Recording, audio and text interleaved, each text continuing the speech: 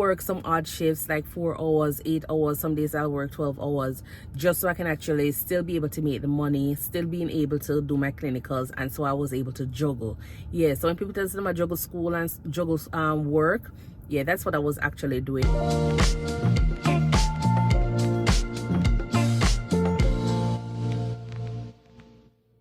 Hi everyone, let's talk about my last video I posted regarding not being able to work a full-time job, or the topic was I am not able to work a full-time job, and that was when I was doing my nurse practitioner program. So I want to follow up on the app that I use. So I use 2 apps for that I pick up shifts through, and these apps, they're there on the App Store. You can download them. I'll tell you a little bit more in detail about them. But what happened is that during nurse practitioner school, the school that I went to was an online program. So in order for you to get your clinicals done, they required you to not be working a full-time job at the time of doing clinicals. Each clinical component class was about 5 credits, which usually means it's 5 hours worth of classroom. So you're able to do 2 classes, which should have been like 10 credits, but they only encourage you to, do that if you are actually not working a full-time job. So in order to do so, you have to provide some proof to say that you're not working a full-time job, you're not employed to anywhere. And so I still have to make money, I still have bills to pay, I have school fee to pay, I am in school, and everything else that comes with expenses of everyday life and being in college.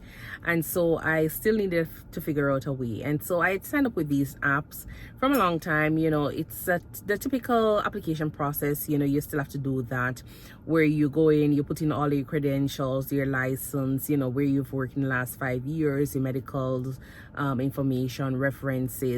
I still have to do that, and then you have to put it in the system. When you do that, then they will go ahead, review it. If it is approved, then they will go ahead and set you up for a drug screen as well, and they'll send you to their assigned location to get that drug screen done that is closest to you. After the whole process of doing that, you have to ensure that you're very flexible when you're actually picking up these shifts. Know that you are gonna be pretty much by yourself most of the time, because it's not a case where the persons at the facilities, because you will be working multiple facilities at a time. So it's gonna be hard some days for you, because especially if you're not familiar with like the computer charting, some places they have some charting system, it feels as though you're writing on paper. Yes, it's like way back. It's very difficult for you to understand, so you just have to kind of get used to it. Then depending on the different hospitals that you've been to, then you can decide on whether or not you want to go back to this facility because of their charting system, or what your relationship looks like with them. There are some facilities that, depending on how you work, in terms of your work ethics, they will decide to say, okay then, Stacy, I will go ahead and book you for shifts for the next 1 month, 2 months. So depending on how you work, that also is a thing for you on the app, because they rate your performance, they rate how reliable you are, and so other companies will be able to see that on the app to say, okay then Stacy, reliability is like a 5 out of 5, or performance is a 5 out of 5, and they will be more willing to send you shifts and have you pick up at their facility. Try not to do, just treat the job as a regular full-time job, or a regular job where you still have to ensure that your dress code is appropriate, your tardiness is limited, you're not showing up to the people that work whenever you feel like, because you don't feel like you have a boss or anything. No, you still have to ensure that you maintain certain professional attitude while you're going to work through these apps, because after a while, depending on how often a company might complain about you, then they can actually drop you from the app. And that's one thing you don't want to do, because you want to ensure that you have flexibility using the app wherever you go, because some of these companies, they're all over the country. If I decide to move from Texas, or go to Florida, or go to Washington or California, I can still pick up shifts through the app, as long as the company is sending out shifts that they require persons to be picking up.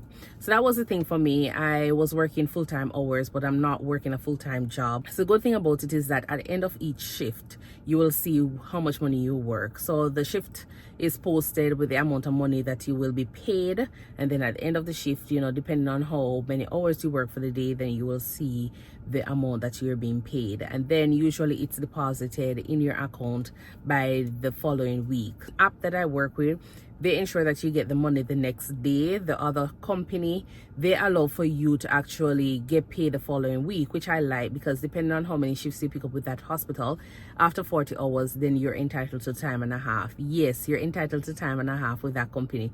So I can actually sit down and wait until 1 week later to actually get that pay. So if you realize that you're working consistently with one facility and they're paying a certain amount of money, if you pick up anything over 36 hours or 40 hours, then they will go ahead and start paying you time and a half for that shift. And so that is one thing. But then after a while, you realize that company kind of pick up on the rake and decide that, oh, if I'm already paying the nurse $90 to come in, time and a half on $90 is going to be like millions of dollars. So they don't want to really pay that much money. So some of the companies, unless they are really in dire need, then they will reach out to you. But otherwise, you know, that's a good thing about it. You also have a thing where they call the favorite list. So if you're a favorite person for the company, they will go ahead and add you to that list. So all the shifts will come out, and well, once the shifts are posted, they will be directed to you or to the persons that are on their favorite list, and you have the opportunity of picking that shift up within 1 hour. After 1 hour, if you don't select that shift, then it will be released to the public. The other thing is that you always get your renewal, like, you know, update. So just in case, you know that it's a 1099, or you know it's a contract or per diem, you know that they're going to be sending you out with information regarding when it's time to do your renewal on your tuberculosis, your flu shot, your credentials in terms of your licenses, you know, BLS. Whenever those are being getting expired, they will send you like notifications, probably like say 60 days in advance, 30 days in advance, up to the time when it's about to be expired. So that way you can actually get those done in the meantime. So back to NP school. So that's how I actually was working during NP school. So depending on you know, what was happening, depending on how my clinicals was going, then I will just go ahead do my clinicals. If it means that in the nighttime I go ahead and just pick up 1 and 2 shifts, I will go and do that.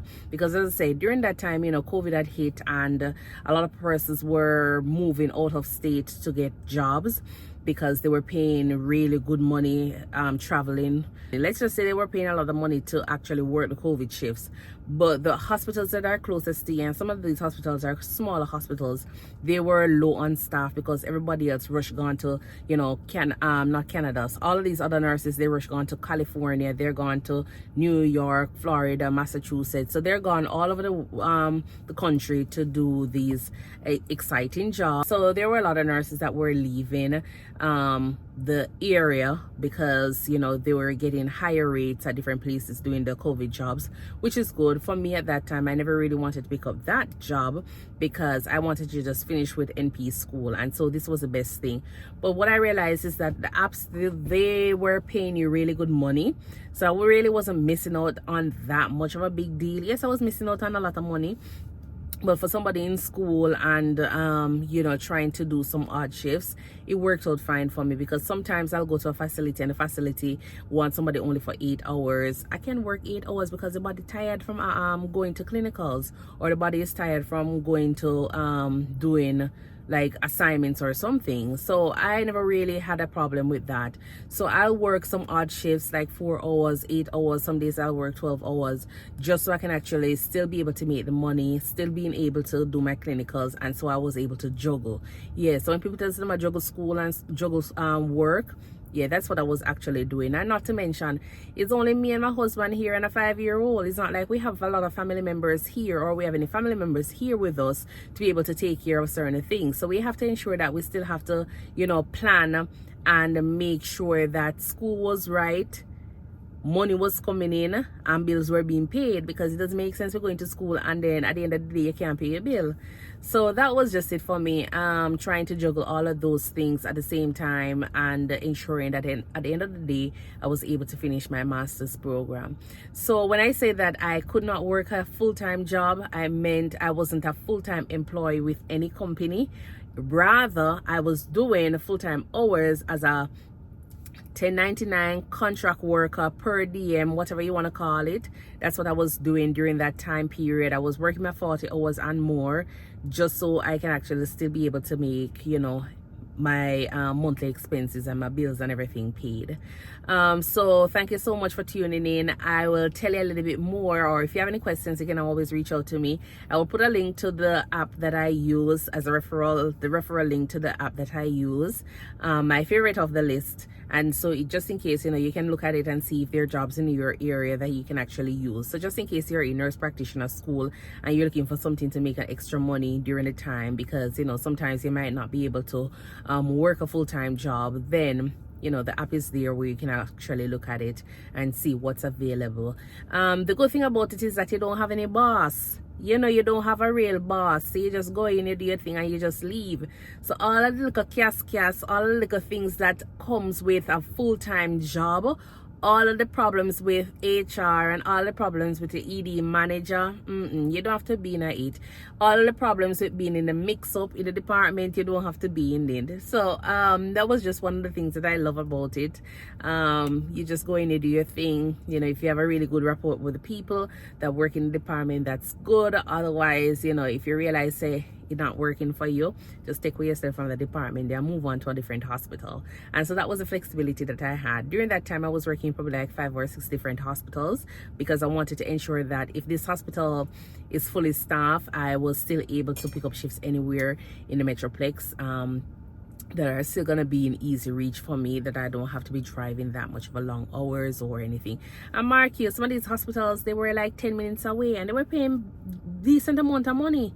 So when I look at it and I calculate it, I'm like, well, this is equivalent to doing a travel assignment. So I wasn't really in a rush to be like, oh, I'm not doing this because it's not working out for me, or I'm gonna be doing traveling and leave the NP program for a while and then pick it up back later. No, sometimes when you have too much money, you turn idiot. Yes, sometimes when you have too much money, you totally forget about your goals and your dream, because you find other things to focus on. And so for me, that was it. I just wanted to finish school because that was priority. That was one of my biggest goals, just to finish NP school and just be done away with it, so I can actually move on to the next step of what I wanted in life. And so, you know, depending on what your options are, depending on what your goals are, you can decide on which direction you want to take. You know, so if it's a money-driven world, you can always go that direction. If it is something where you're goal-driven because of, you know, other reasons, then you can always do that. I do appreciate you being here. Please remember to like, share, subscribe to the channel, turn that notification bell on. And if you have any questions, you know, you can always leave them in the comment below, comment box below.